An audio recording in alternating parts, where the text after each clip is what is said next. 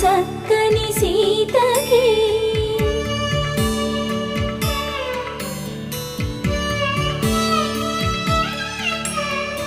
ఎర్ర జాబిలి చేయి రాముడేడని అడుగుతుంటే చూడలేదని పెదవి చెప్పే చెప్పలేమని కనులు చెప్పే నల్ల పూసై